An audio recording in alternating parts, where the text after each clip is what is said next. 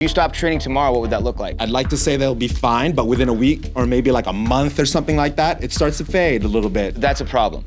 Like, it can't be, you can go in and you can put your hands on things and you can be a part of things, but you have to be confident that if you took a vacation for 6 months, that the training will be taken over by someone in your organization in each location and they can handle it. Teaching someone else to walk and talk like us is probably one of the hardest things. And not with hourly, I can motivate people in that regards, but trying to motivate managers and to get them to also motivate staff accordingly like us is one of the biggest bottlenecks that we have. I'm gonna give you meticulous training, and then, only then, I could say, I have to hold you accountable.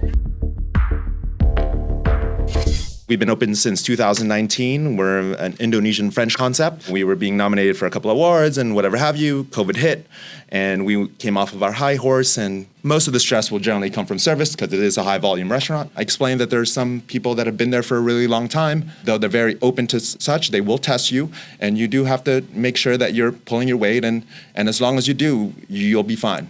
I guess the best way to explain it is like, we know how to walk and talk. Yeah. And like, but teaching someone else to walk and talk like us is probably one of the hardest things. And not with hourly, I can motivate people in that regards, but trying to motivate managers and to get them to also motivate staff accordingly like us is, I think, one of the biggest bottlenecks that we have. First of all, you guys have high-level problems, okay? So, congratulations.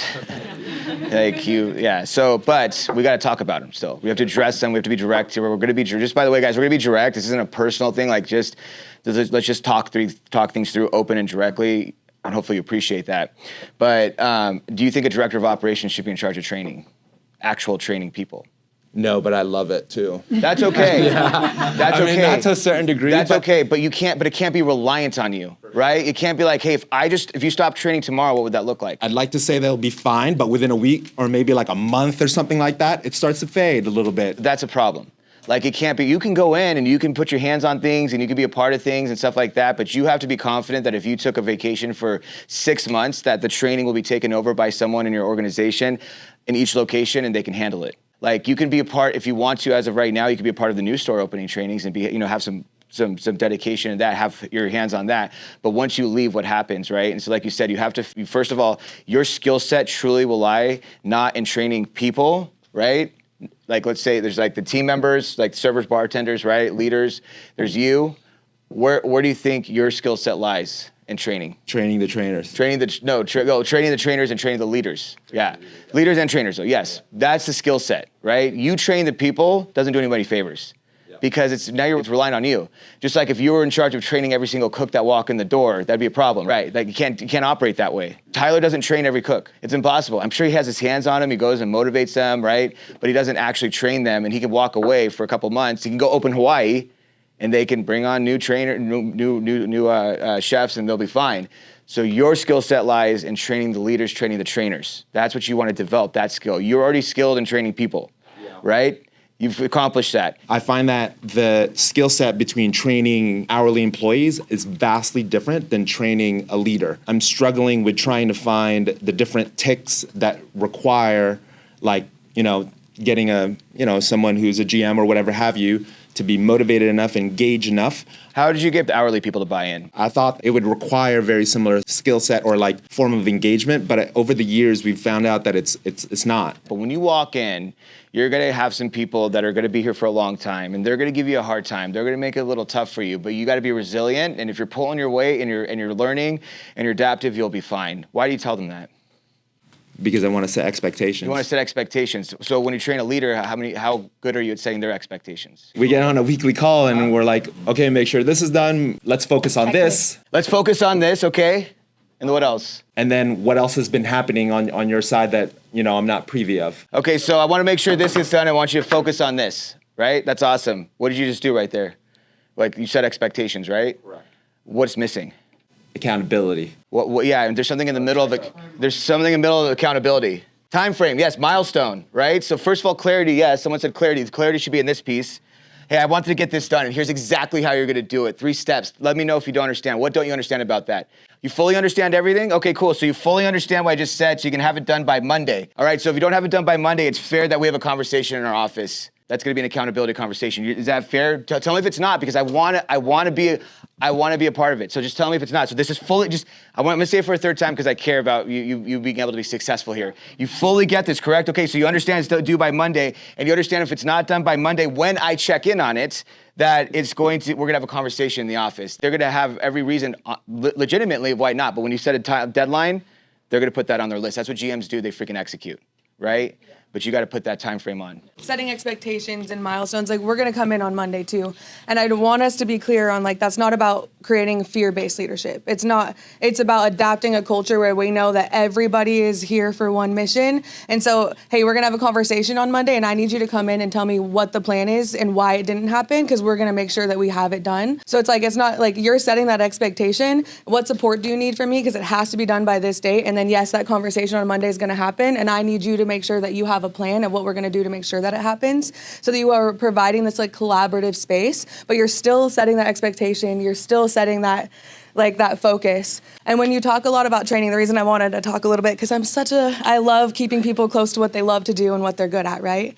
You're still a trainer, but you're in the executive seat now. And so you have to allow your managers to be those operators, and you have to allow them to trust themselves and to do it. So if you're jumping in on the floor and you're training their trainers and you're doing it for them, they're not getting that confidence to then turn around and coach them in the moment, which is the accountability that you need on a daily for your culture to live and for your business to thrive. One of the pieces you talked about was the follow-up. He's like, okay, we're going to set this expectation and I'm going to follow up on Monday, and if it's not done by Monday, right?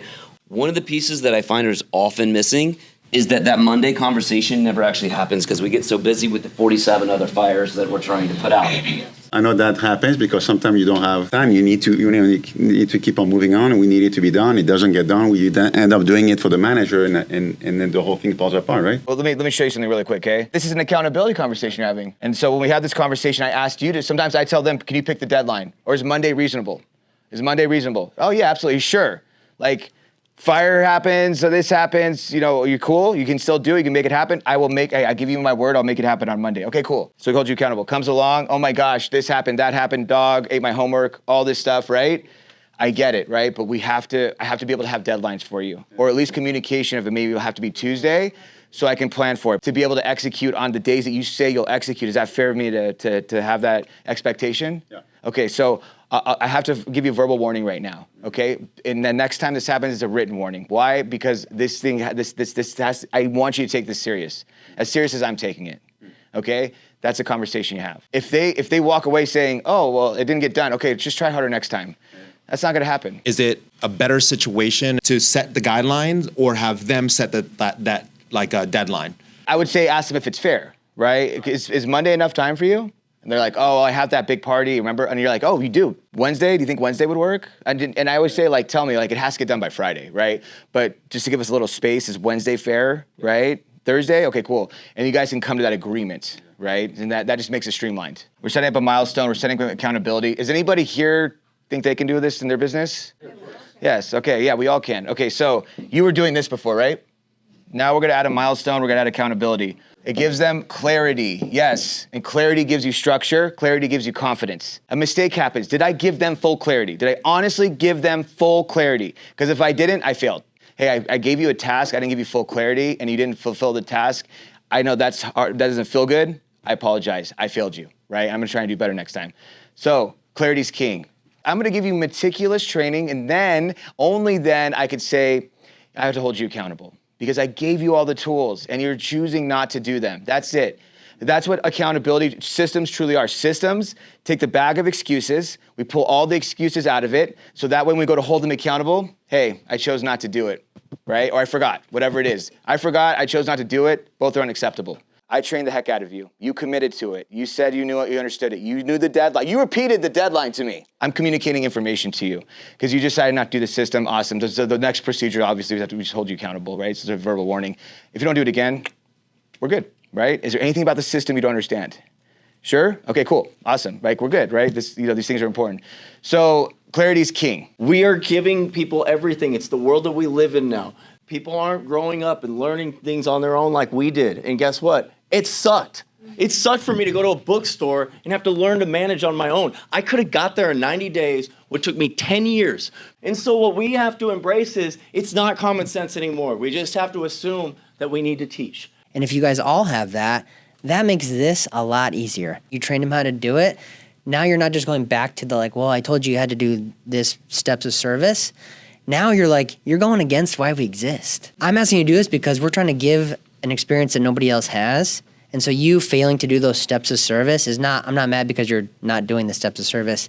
I'm upset because you're going against our mission, our vision, why we exist. Like, what's getting in your way of this standard? Because we're not lowering the standard. We're all coming to it, or there's a different conversation, but what's getting in your way? Because I actually want to support you as a leader. They're going to tell you stuff that you didn't think about. I so many times was like, do this, and I'm going to hold you accountable to it without asking questions, where they stopped coming to me for things that ended up holding my inventory was higher, my labor was higher because I didn't want to listen anymore. And so the moment I turned back around, I said, like, what can I do to make you feel supported? What's getting in the way? One time I worked at a place and we had to like literally slide every single ID. If you got alcohol, it didn't matter if you looked 100 years old or like 18 years old, you're sliding that. And they just wouldn't get around this new system. Like, what the heck is getting in the way? Well, I also gave them another standard that directly like conflicted each other and like how you move around the floor and the flow of the floor. So, I need another iPad. I didn't even think of that. That's super easy. Now they're all stuck into the standard and everyone's moving efficiently, but I had to listen. That's why it's so important we develop our leaders, develop them, right? We develop our leaders as much as humanly possible. This is everything, right? Dude, your skill set's gonna lie in you developing people to do what you do. That's the skill set, not doing it, right? It's to do what you do. If you can train a chef to cook and believe and buy in at the same level you are, you're gonna be successful, right? That's gonna make you successful. Same with you. Your mission, your job, yours, like literally, from going from just I train people to I develop people is being able to develop leaders to do exactly what you do with your passion. You know, they're not gonna have the same energy as you. You explain that to them, right? I'm not like, hey guys, be me, be Preston, right? But they have their own energy. Just bring it. That's all I'm asking you to do is bring that energy, like bring it, make that a part of it.